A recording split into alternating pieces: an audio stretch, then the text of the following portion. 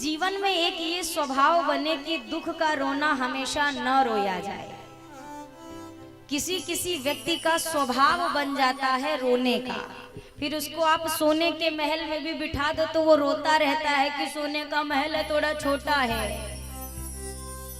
उसका स्वभाव नहीं मिट सकता है। दुख या सुख ये ना अभाव से ज्यादा स्वभाव पर निर्भर करते हैं, बहुत ज्यादा। एक बार एक व्यक्ति था, उसने अपने घर पे रात का भोजन किया, पत्नी थाली लेके आई, उसने भोजन किया। भोजन में थोड़ा सा नमक ज्यादा था। इसने गुस्से में आकर थाली किनारे कर दी, बोला ऐसा कोई भोजन बनाता है? तो पत्नी ने चखा, उसको वाकई में अपनी गलती लगी कि आज मुझसे भोजन में नमक ज्यादा है, अच्छा नहीं बना। दूसरे दिन उसने फिर से अच्छे से बहुत ध्यान पूर्वक भोजन बनाया। सबसे पहले अपने सासू जी को खिलाया, ससुर जी को खिलाया, खुद भी एक निवाला लेकर चखा कि सब कुछ बराबर ठीक है कि नहीं। अब जब पति देव ऑफिस से आए, इसने फिर से थाली रखी, एक निवाला पति ने लिया, फिर थाली खिसका दी। पत्नी ने कहा अब क्या समस्या हो गई? मैंने नमक भी चेक किया है, सासू जी ने भी खाया, सबने भोजन की तारीफ की है, फिर क्या दिक्कत आ गई? आज आपने थाली क्यों छोड़ी? बोला मैंने इसलिए छोड़ी कि जैसा आज बनाया वैसा तुमने कल क्यों नहीं बनाया था। अब समझिए, इन महाशय को संसार में कोई सुख नहीं दे सकता है। एक सूत्र कहता है, अतीत की चिंता ना करो, भविष्य की सोच ना करो और वर्तमान को व्यर्थ ना जाने दो। और हम सारी चीजें उल्टी करते हैं। जो बीत गया उसकी सोच में है, जो आया नहीं है उसकी चिंता में है, बैठे हुए हैं क्या होगा, आगे कैसे सारी चीजें बनेंगी, और वर्तमान में करना धरना कुछ नहीं है, सोचते बैठे रहे। सोचने से चीजें हो जाती तो बहुत कुछ हो जाती, सोचने से तो नहीं होगा ना। आप सोच लो कि आज हमें बढ़िया यही कथा में बैठे बैठे मालपुआ मिलेगा, कैसे मिलेगा? जाओ बनाओ और खाओ, कैसे मिलेगा अपने आप? कोई एक भी अगर कर्म करेगा तो ना वो चीजें मिलेंगी। सोचने से कुछ नहीं होता है। और समस्या यही है कि सोच सोच में पूरी आधी जिंदगी गंवा दी और अभी भी सोच रहे हैं। क्या सोच रहे हैं? अब हम भजन करना शुरू कर दें। उधर यमराज भी सोच रहे हैं, वो भी उधर सोच ही रहे हैं कि कब किसका नंबर लगाएं। सोचने की प्रक्रिया में अब समय गंवाने का समय नहीं है मेरे भैया, करने की बेला है। जो बीत गई सो बात गई, जितना गुजर गया है अब उसकी चिंता मत करिए, जो आने वाला है उसके बारे में विचार करिए। जो मेरा आज है ये कैसे सुधरे? जो बीत गया वो आपके हाथ में नहीं था, जो आने वाला है वो आपके हाथ में नहीं है। जो अभी इस वक्त है सिर्फ इसमें आप कर सकते हो जो कर सकते हो। ये अभी जो आप कर रहे हो बस ये कर सकते हो।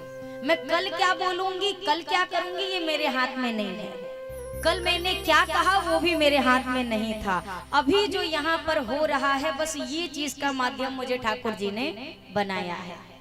ये चीजें सबके साथ हैं। दशरथ जी के जीवन से बड़ी सुंदर चीज है सीखने वाली। जो दुख का रोना रोते रहते हैं, अगर 10 दुख बता रहे हैं तो भगवान के द्वारा दिए गए सुख को भी गाने का प्रयास और स्वभाव बनाइए। सुख नहीं बताते हैं। सुख कोई बताता है क्या? 1 करोड़ की जमीन लिखवा लीजिए, बताते हैं? कहते अरे पटीदारी में किसी को पता ना चले, सब चुपचाप कर लो। सुख के लिए एकांत ढूंढते हैं, दुख के लिए महफिल ढूंढी जाती है। किसको किसको पकड़े और किसको किसको बताएं। मैंने कल आपसे एक निवेदन किया कि अपना दुख किसके सामने रोया जाए, इस चीज का भी विवेक होना चाहिए। दशरथ जी कहीं नहीं गए हैं, दशरथ जी गुरुदेव के पास गए हैं, क्योंकि जानते हैं इनके पास मेरे दुख का निवारण है और किसी के पास नहीं है। अब हम जिससे दुख अपना गा रहे हैं, हम भी विचार करें कि उसके पास हमारे दुख का निवारण है कि नहीं है। होता क्या है, मैं कई बार निवेदन करती हूँ, आपका दुख सुनने में किसी को कोई रुचि उची है नहीं। आपको अगर लगता है ना कि दुख कह लेने से दुख हल्का हो जाता है, ये हल्का भारी कुछ नहीं होता है। होता क्या है, आप जब अपना दुख किसी से बताते हैं तो सामने वाली भी अपनी किताब खोल के रखता है, अरे हम भी परेशान हैं, करता है ना। तो अब जब सामने वाले का आप दुख सुन लेते हो तो आपके मन को तसल्ली हो जाती है, हल्का भारी कुछ नहीं होता है। आपको लगता है चलो अच्छा है, हम ही भर थोड़ी ना परेशान है। कोविड के बाद किसी को अगर फीवर आ गया थोड़ा सा भी, अब उसने फोन किया, अरे भाई साहब हमको तो फीवर हो गया। अरे भाई साहब चिंता की बात नहीं, हमें भी हुआ है। अब ये तसल्ली में आ गया, अभी तक इनको टेंशन नहीं, कहीं कोरोना तो नहीं पकड़ लिया हमें। और जैसे सामने वाले ने कहा हमें भी थोड़ा सा है सर्दी जुकाम, तो लगा रही है तो वायरल है। ये यहाँ की मानसिकता है। अब आप बिल्कुल एकदम शांति हो गए। आदमी कहते हल्का नहीं, आप सामने वाले के दुख को सुनकर आपको लगता है सभी परेशान हैं, एकमात्र हम नहीं है। और ये चीज आपको पुष्ट कर देती है, फिर आपको लगता है मेरा दुख कम हुआ है। कम नहीं हुआ है, सामने वाले का देख करके आपको लग रहा है हमारा तो छोटा ही है, ठीक है। एक बात बताइए, भगवान मान लीजिए आपको एक मौका दें, बड़ा अच्छा एक गोल्डन चांस, एक ऑफर दें आपको, एक ऐसे बड़ी सी टेबल लगाई जाए, जितने आप बैठे हो आप सबको टेबल के चारों तरफ बिठाया जाए, आपसे कहा जाए सब लोग अपने अपने दुख की एक पोटली बनाओ। सब लोग एक दुख की अपने पोटली बनाइए, और ठाकुर जी आपसे कहें कि सब लोग अपनी अपनी पोटली पूरे टेबल के चारों ओर जहां जो बैठा है अपने सामने रख ले। अब आपने बांधी अपनी पोटली और अपनी पोटली अपने सामने रख ली। अब ठाकुर जी आपसे कहें कि अब जिसको जिसकी पोटली उठानी हो वो उठा सकता है और अपनी छोड़ सकता है। आप में से कौन दूसरे की उठाएगा? अरे थोड़ा हमें भी तो जानकारी हो, कौन उठाएगा? उठाएगा कोई? आदमी कहेगा हमारी पोटली तो हमारी जानी पहचानी है, हमें इसको कैसे हैंडल करना है हमें इसको पता है, इसका तरीका मालूम है। हमारी में तो हमने 5 ही पैक किया है, का पता दूसरे के में 15 पैक हो। कोई उठाएगा? उस समय कहोगे नहीं भगवान हमारी वाली हमको दे दो, हमारी वाली हमारे लिए ठीक है। यही चीज विचार किया जाए, ये जो है ये कहीं ना कहीं पूर्व का एक प्रारब्ध है, एक कर्म है जो इस चीज को लाकर सामने खड़ा कर रहा है। हमारे सुख में भगवान का हाथ होता है, पर हमारे दुख में हमारे पूर्व या अभी के कर्म जुड़े होते हैं। ये बहुत सी चीजें हैं। गोस्वामी जी महाराज कहते हैं, बाबा यह कथा सुनाते हुए अब आगे चर्चा करते हैं। और एक कहूँ निज चोरी, सुनु गिर जायत दृढ़ मति तोरी। और एक कहूँ निज चोरी, सुनु गिर जायत दृढ़ मति तोरी। काग भुसुंडी संग हम दो, काग भुसुंडी संग हम दो। मनुज रूप जानई नहीं को, मनुज रूप जानई नहीं को। मंगल भवन अमंगल हारी, मंगल भवन मंगल हारी। प्रभु सो दशरथ अजिर बिहारी। प्रभु सुदशरथ अजिर बिहारी। भगवान शिव ने कथा सुनाते हुए कहा, पार्वती अब मैं आपसे अपनी एक चोरी बताता हूँ। कौन सी चोरी? बाबा ने कहा जब राम जी का जन्म हुआ तो मैं भी गया था उनके दर्शन करने, आपसे बिना बताए।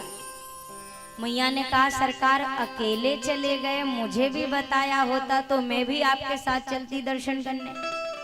बाबा ने कितनी सावधानी से अपनी बात रखी। बाबा ने कहा रे वो मैंने थोड़ी ना ये सब कुछ प्लान किया था, जाने का विचार मेरा नहीं था तो किसका था? काग भुसुंडी जी का। काग भुसुंडी जी ने मुझसे पूछा कि बाबा चलेंगे, मैं दर्शन करने जा रहा हूं, तो मैंने भी कहा बिल्कुल चलेंगे। काग भुसुंडी संग हम, वो मेरे साथ नहीं मैं उनके साथ। आप कहेंगे बात एक ही है, नहीं एक नहीं है। आप किसी के साथ जा रहे हैं मतलब जाने की सारी प्लानिंग उनकी है, आप साथ जा रहे हैं। कोई आपके साथ जा रहा है मतलब प्लानिंग आपकी है, वो आपके साथ जा रहा है। बाबा अगर ये कहते मेरे साथ वो गए तो बाबा फंस जाते। मैया तुरंत कहती तो मुझे क्यों नहीं लेके गए जब उनको लेके जा सकते थे। तो इसीलिए बाबा ने कहा मैं उनको लेके नहीं गया, वो मुझे लेके गए अपने साथ। तो मैं आपको कैसे कहता। अच्छा बाबा तो दर्शन मिल गए। बोला इतनी आसानी से कहाँ मिलेंगे। बाबा पहुंचे अयोध्या दर्शन करने के लिए, और दर्शन करने के लिए बाबा को बड़ी मेहनत करनी पड़ी। बाबा बने ज्योतिषाचार्य और कागभुसुंडी जी बने उनके चेला। सरयू मैया के किनारे बढ़िया पड़ा है एक शिविर, और उस शिविर के बाहर लगा है बोर्ड कि यहाँ पर भविष्य देखो केंद्र खुला है, जिसको अपना भूत भविष्य वर्तमान जानना हो आए। और उससे भी बड़ा लिखा है सेवा निःशुल्क है। अब निःशुल्क सेवा में कौन ना जाए अपना भाग्य दिखाने। निःशुल्क में तो पानी भी बटे तो आदमी बिना प्यास के पी लेता है। अब अयोध्या वालों की लाइन लग गई। अब बाबा से किसकी बात छुपी। अब हाथ देख रहे, 1 दिन हो गए, 2 दिन हो गए। कागभुसुंडी जी ने कहा बाबा दूसरे का हाथ देख देख के थक गए, हम कितना देखेंगे। बाबा ने कहा क्या करें, जिसको पकड़ने आए हैं उसका हाथ पकड़ ही नहीं आ रहा है, तो जब तक उसका हाथ नहीं मिलेगा तब तक इन्हीं का हाथ देखना होगा। अब हुआ क्या, एक दासी ने मैया कौशल्या से कहा माँ मैंने सुना है अयोध्या में एक बड़े बढ़िया ज्योतिषाचार्य आए हैं, कहिए तो बुला लो, हमारे रामलला का भी भाग्य देखेंगे। जैसे ही माँ की तरफ से बुलावा आया भगे हैं बाबा कागभुसुंडी जी के साथ, और जैसे पहुंचे अयोध्या के द्वार पर द्वारपालों ने रोक दिया। आप दोनों कौन बुला रहे, अंदर से बड़ी रानी ने हमें बुलाया है। अच्छा वो जो भविष्य देखने के लिए ज्योतिषाचार्य आप ही हैं क्या। बाबा ने कहा हम हैं, ये हमारा चेला। अच्छा आप हैं। बाबा ने द्वारपाल ने कहा दोनों में से हाथ कौन बढ़िया देखता है। बाबा ने कहा हम। द्वारपालों ने कहा तो चेला बाहर रहेगा, आप भीतर जा। अब बाबा ने कहा ठीक है मंजूर है। बाबा कागभुसुंडी जी को बाहर छोड़ के भीतर हो लियो। कागभुसुंडी जी कह रहे वाह सरकार लेके हम आए, हम ही को धोखा दे दिया। अब अंदर गए। अब बाबा अंदर पहुंचे, दर्शन किया सरकार के। अब मैया ने कहा बाबा जरा मेरे लल्ला का भाग्य तो देखो। अब वहां बाहर बैठे कागभुसुंडी जी सोच रहे पता नहीं कितना दर्शन कर रहे होंगे, मुझे ही बाहर छोड़ दिया। तब तक ठाकुर जी की प्रेरणा ऐसी, बाबा ने मैया से कहा माँ मैं तो वृद्ध हूँ, मेरी आंखें कमजोर हैं, मैं थोड़ी ना इतनी पतली पतली रेखा देख पाऊंगा। वो हमारा चेला रेखा देखता है, वो रेखा देखता है, हम उसका फल बताते हैं। तो अगर आज्ञा दो तो चेला को भीतर बुला ले, बाहर खड़ा है। अब जब आए कागभुसुंडी जी, अब दोनों ने इतना जी भर के दर्शन किया सरकार का। दर्शन कर रहे हैं और मैया ने कहा बाबा जरा बताओ तो क्या लिखा है। अब बाबा तो अभी बहिर्मुखी है ही नहीं, तो बताएं क्या। बाबा तो भगवान के चरणों को हृदय से लगा के अंतर्मुखी हो चुके हैं। कागभुसुंडी जी ने देखा अभी ठाकुर जी के हाथ खाली हैं, तो ठाकुर जी ने हाथ रख लिया सिर पर। कागभुसुंडी जी ने ठाकुर जी का हाथ रखा सिर पर, चरण रखा हृदय पर, और एक टक सरकार को देखने लगे। मैया कहें ये गुरु चेला आए तो हैं, आधा घंटा से बोल कुछ नहीं रहे हैं। एक बंद आंख करके बैठा है, एक आंख खोल के बैठा है, कुछ बोलता ही नहीं है। मैया ने कहा बाबा ठीक हो, कुछ बताओगे क्या लिखा है। बाबा ने कहा वही तो मंथन कर रहे थे कि क्या लिखा है। बालापन जो लो तो लो, खेले तो नयन आगे, और होते ही किशोर मुनि कौशिक ले जाएंगे। तारिका कुमारी मुनि कारज संवारी, और गौतम तिया को तारी जग जस पाएंगे। जनकपुरी में जाई शिव को धनु खंड करी, जनक दुलारी को ब्याही घर लाएंगे। बाबा ने कहाँ तक बताया, विवाह तक की कथा। छोटे हैं तो आपके आंगन में खेलेंगे, थोड़ा बड़े होंगे तो एक बाबा जी आएंगे और आपके लल्ला को लेके जाएंगे। मैया तो इतने पे भड़क गई। मैया ने कहा बाबा की दान दक्षिणा पैक करो और इनको विदा करो, इनको कुछ नहीं आता जाता। किसने बोला इनको आता है। कह रहे मेरे लल्ला को ले जाएगा कोई। क्यों ले जाएगा। बाबा ने कहा मैया पूरी बतिया तो सुनो, बेटा अकेले जाएगा और बहू रानी घर लेके आएगा। मैया ने कहा है अच्छा कब आएंगे बाबा जी ये बताओ। बाबा ने कहा भी तो आप कह रही थी कि बाबा को विदा करो। नहीं कब आएंगे। बोला थोड़े बड़े हो जाए, किशोरावस्था होगी तो, और जनक दुलारी को ब्याह के घर लाएंगे। अच्छा मैया ने कहा और क्या लिखा है बाबा, और क्या। अब इसके बाद है वनवास की कथा विवाह के उपरांत। तो बाबा ने बहाना किया, कछु दिन अयोध्या में आनंद करेंगे, सुनो आगे की बात हम फिर कभी बताएंगे। बाबा ने कहा कि अरे माँ अब अभी पूरी रेखा बनी नहीं है ना, छोटी छोटी है तो अभी थोड़ा समझ नहीं आ रहा है, थोड़ा बड़े हो जाने दो लल्ला को तो बताएंगे फिर आगे क्या लिखा है, फिर हम आएंगे कभी। ठाकुर जी के दर्शन करके दोनों ने वहां से बाबा ने विदा ली। कागभुसुंडी जी नहीं आए। कागभुसुंडी जी का एक नियम है, प्रभु जब जब अवतार लेते हैं तो जब ठाकुर जी के 5 वर्ष की आयु तक कागभुसुंडी जी वहीं रहते हैं जहां पर प्रभु का बचपन बीतता है। रामावतार में भी रहे, कृष्णावतार में भी कागभुसुंडी जी ने कहा कि प्रभु, और एक संकल्प और था उनका, वो ठाकुर जी की जूठन प्रसादी ही पा करके वहां पर समय अपना बिताते थे। द्वापर युग में जब श्री कृष्णावतार हुआ, कागभुसुंडी जी ने कहा सरकार त्रेता में तो बड़ी आपने कृपा की, जूठन प्रसादी दी, इस बार भी कृपा कर देना। कन्हैया ने कहा इस वाले में हमारा अपना ठिकाना नहीं है, हम आपकी व्यवस्था कहाँ करेंगे, हम तो खुद ही छीन झपट के इधर से उधर लेते फिरेंगे, तब आपको कहाँ से देंगे। तो कागभुसुंडी जी ने कहा जब भगवान ही, जब मालिक ही छीना झपटी करेगा तो सेवक छीन झपटे लेगा तो का बिगड़ जाएगा।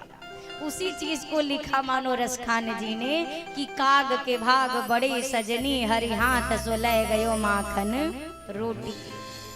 कागभुसुंडी जी ने दर्शन किया, बाबा लौट कर आया। तदुपरांत आगे की चर्चा हुई प्रभु के नामकरण की। नामकरण करे अवसर जानी, भूप बोली पठे मुनि ज्ञानी। नामकरण करे अवसर जानी, भूप बोली पठे मुनि ज्ञानी। नामकरण करे अवसर जानी, भूप बोली पठे मुनि ज्ञानी। नामकरण करे अवसर जानी, भूप बोली पठे मुनि ज्ञानी। करी पूजा भूपति यस भाखा, करी पूजा भूपति यस भाखा। हरिये नाम जो मुनि गुनि राखा। हरि नाम जो मुनि गुण राखा। उनके नाम अनेक अनूपा, उनके नाम अनेक अनूपा। मैं नृप कहब स्वमति अनुरूपा।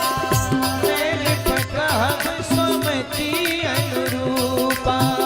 जो आनंद सिंधु सुख राशि, जो आनंद सिंधु सुख राशि। सी करते त्रिलोक सुबासी। पी करते त्रैलोक सुबासी। सो सुख धाम राम यस नामा, सो सुख धाम राम यस नामा। अखिल लोकदायक विश्राम। अखिल लोकदायक विश्राम। अखिल लोकदायक विश्राम। श्री गुरुदेव भगवान पधारे, श्री वशिष्ठ जी पधारे। महाराज ने पूजा की, षोडशोपचार पूजन के उपरांत महाराज ने कहा जरा मेरे पुत्रों का अब नामकरण करिए प्रभु। धरिए नाम जो मुनि गुनी राखा। आपने अपने मन में मेरे चारों लाल के लिए जो नाम विचार के रखा है, कृपा करके वो नामकरण मेरे इन पुत्रों का कीजिए। गुरुदेव भगवान ने यहाँ नामकरण करने से पहले एक बात कही, इनके नाम अनेक अनूपा, मैं नृप कहब स्वमति अनुरूपा। इनके एक नहीं अनेक नाम हैं और उन अनेकों में से मेरी मति में जो आता है मैं वो एक एक नाम आपके चारों पुत्रों के रखूंगा। ये प्रसंग कहता है कि हम सबके जीवन में ये घड़ी आती है, घर में पुत्र हो पुत्री हो, प्रयास करिए कि नामकरण किसी ऐसे व्यक्ति से कराया जाए जिसकी मति भगवान से जुड़ी हो। जो भगवान से जुड़ा व्यक्ति होगा वो वैसा ही नाम भी विचार करेगा जिसको लेने से आपका नाम जब भी चलता रहे, जितनी बार आप अपने बच्चे को बुलाओ। अजामिल ने ज्यादा कुछ नहीं किया था भैया। अजामिल महापापी और बेटे का नाम रख दिया नारायण। हुआ क्या, जब मृत्यु आई तो इधर यम के दूत आए, इधर भगवान के पार्षद आए। दूतों ने कहा कि ये तो जिंदगी भर पाप करने वाला पापी है, ये नरक जाएगा। पार्षदों ने कहा इसने अंतिम समय में नारायण कहा है, क्योंकि उसे अपने छोटे पुत्र से बड़ा प्रेम था। मृत्यु के भयावह स्वरूप को देखकर चिल्ला उठा बेटा नारायण, और नारायण कहते ही मृत्यु हो गई। इतना भर था, दूतों ने कहा, यमदूतों ने, अरे इसने भगवान नारायण को नहीं अपने बेटा नारायण को बुलाया है। पार्षदों ने कहा इस संसार में भगवान नारायण पहले आए हैं कि इसका बेटा नारायण पहले आया है? जिसके नाम पे इसका नाम पड़ा है ये नाम उन्हीं का है, इसीलिए उन्हीं के धाम को ये जाएगा। नाम ऐसा रखा जाए कि जिसका नाम हो उसका भी भला हो, जो दिन भर में 108 बार बुला ले उसका भी भला हो। प्रयास करिए जितना हो सके, संभव हो प्रयास करिए। ऐसा करेंगे दोनों के लिए ये हितकारी है। नाम का अगर कोई प्रभाव नहीं पड़ता तो हमें आज तक मंथरा नाम की कोई मैया नहीं मिली है।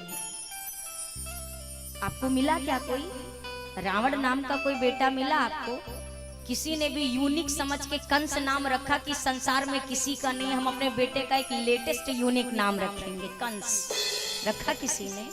इससे यूनिक कुछ नहीं होगा, एक पीस होगा आपके पास। आप रखे तो देखो, यूनिक ही तो तलाशते हैं ना। पहले गुरुजी नाम ढूंढते थे, अब गूगल जी नाम ढूंढते हैं। यही तो होता है।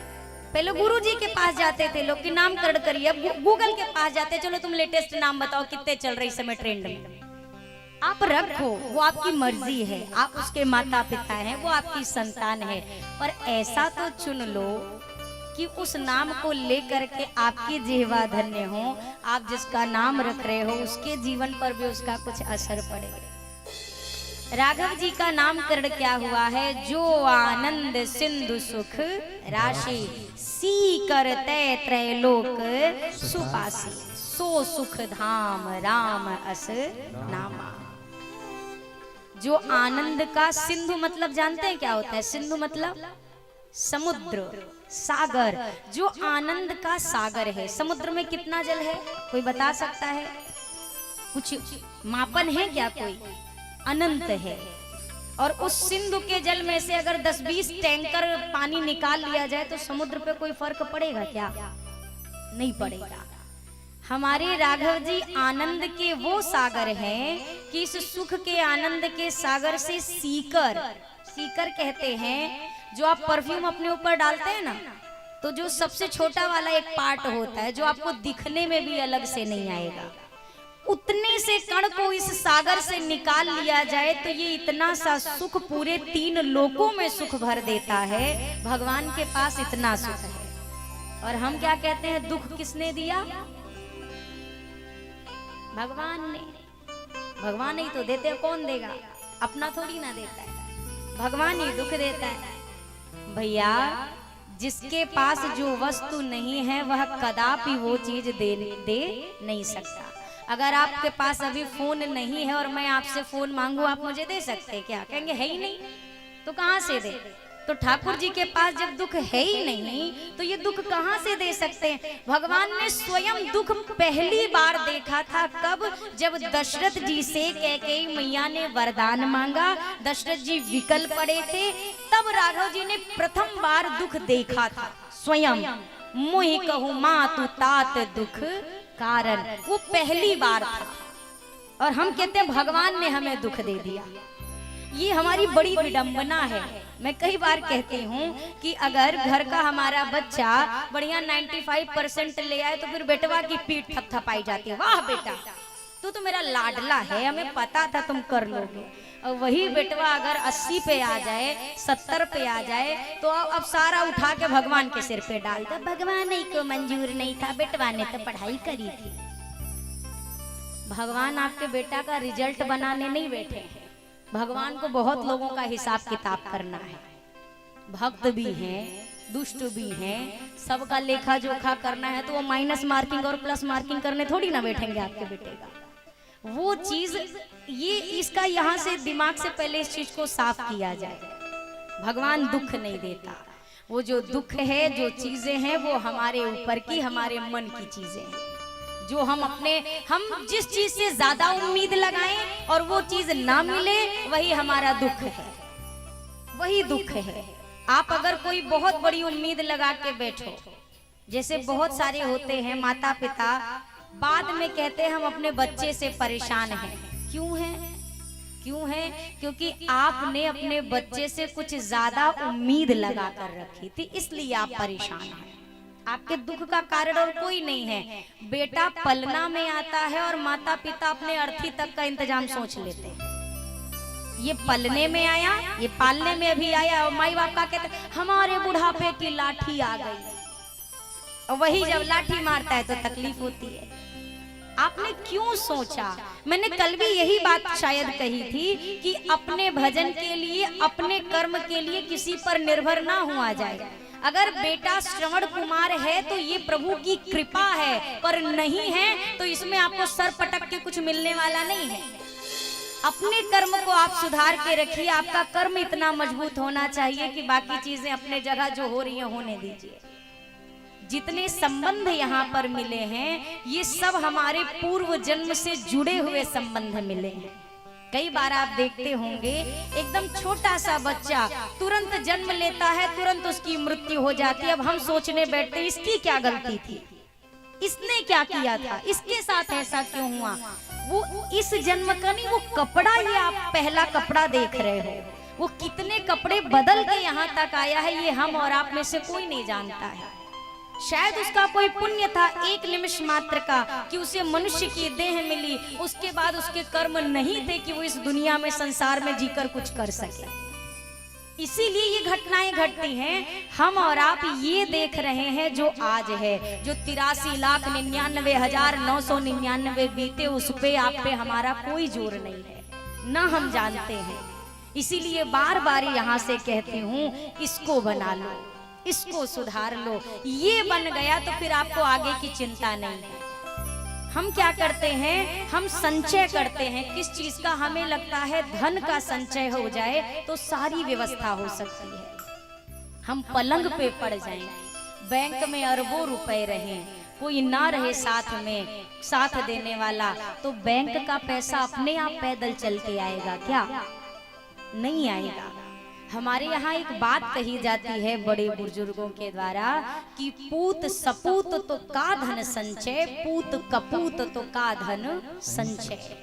अगर आपकी संतान योग्य है तो आपको संचय करने की आवश्यकता नहीं, वो अपनी योग्यता के बल पे बना लेगी। और अगर आपकी संतान नालायक है तब तो बिल्कुल मत इकट्ठा करो, आप बनाते बनाते मरी जाओगे, वो एक दिन में चौपट कर देगा। दोनों परिस्थिति में आप समझिएगा, केवल उतना करिए जितना आवश्यक है, यानी कि अपने उत्तरदायित्व का निर्वाह होना चाहिए। दशरथ जी कह रहे मेरे चारों बेटों का नाम रखो। हम आप क्या विचार करते हैं पूरे संसार का? अच्छा, आपका घर कौन चलाता है? आपका घर कौन चलाता है? अरे बोल दो महतारी, आ जाई कथवा करनी है। कौन चलाता है आपका घर? अब आप कहेंगे घर का मुखिया चलाता है या हम चलाते हैं। अपना ही अपना चलाते हैं ना, पड़ोसी का तो नहीं चलाते, रिश्तेदारों तक का नहीं चलाते, जो आपके बड़े खास हो उनका भी नहीं चलाते, सब अपना अपना चलाते हो। बाकी जितना ये पूरा संसार आपको नजर आ रहा है, इनको कौन चलाता है? कभी ऐसा विचार किया कि चींटी के लिए भी व्यवस्था हो जाए, चिड़िया के लिए भी हो जाए, जल में रहने वाली मछली के लिए हो जाए? किसी के लिए विचार किया? एक आध, वो भी सुनिए सुनिए पूरी बात। अगर उपाय सुन लिया, चींटी को दाना डालिए, आटा डालिए, आपका ये ग्रह कट जाएगा। अब तो चींटी का वाह वाह हो गई, अब तो चींटी को आटा मिलेगा, क्यों? उसमें अपना फायदा नजर आ गया। बाकी इसलिए कि उसको भी अन्न मिल जाए, इसके लिए हम में आप में से कोई कुछ करने वाला नहीं है, कुछ नहीं। अपना अपना परिवार हम सब पालते हैं, पर पूरे संसार को वो पालता है। जब दांत न थे तब दूध दियो, जब दांत दई तो को अन्न भी दई है। जब मुख में दांत नहीं थे, आप अपने जन्म का सोचो। जब माँ के गर्भ में हम थे, हम क्या कहीं कमाई करने जाते थे क्या? प्रभु की ऐसी कृपा कि माँ के गर्भ में हमारा पूर्ण रूप से पोषण, जो माँ ग्रहण कर रही है वो हम तक आने लगा। अब जब हम गर्भ से बाहर आए तो संतों ने कहा, जिसने गर्भ के भीतर तुम्हें पाला है, जब वो तुम्हें गर्भ के बाहर भेजेगा तो क्या ख्याल नहीं रखेगा? धीरज रखो। माँ के सहारे अब हमें दुग्ध की व्यवस्था हुई, हमारा पालन पोषण होने लगा।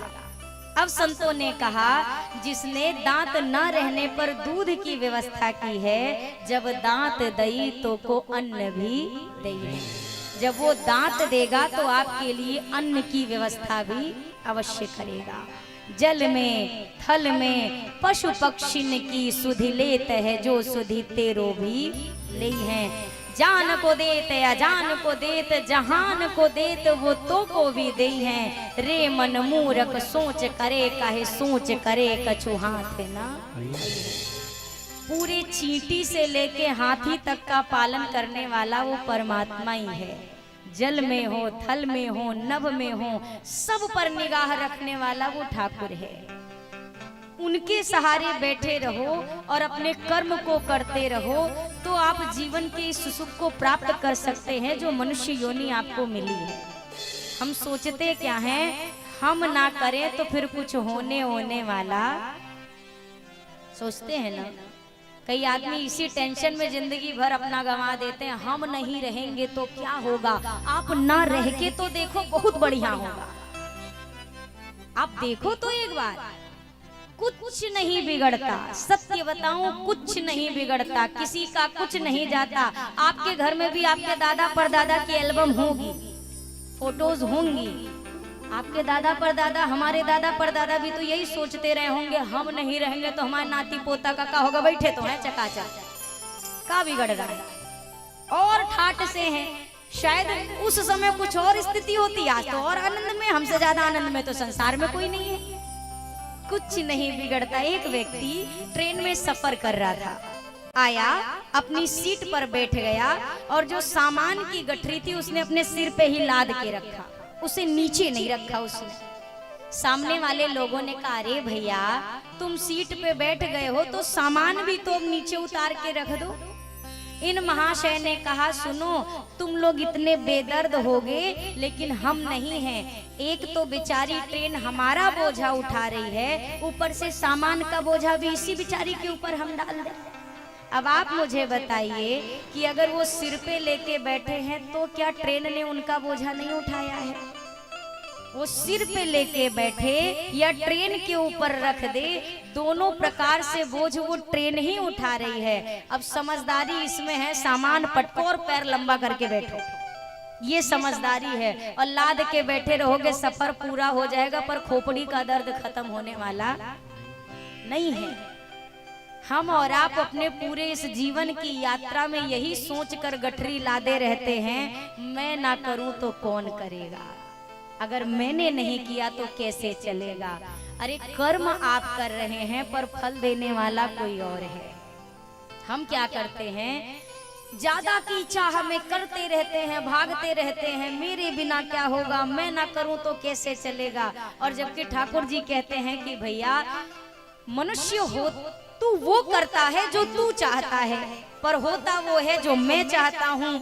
तू वो कर जो मैं चाहता हूँ, फिर वो होगा जो तू चाहता है। हम इस चक्कर में रहते हैं कि हम क्या करें, और भगवान कहते हैं तुम एक बार मुझ पर छोड़ के देखो, बाकी सब संभालना तो मेरे हाथ में है। और वही छोड़ना ही तो हमारे लिए मुश्किल है कि इनके भरोसे बैठ सके।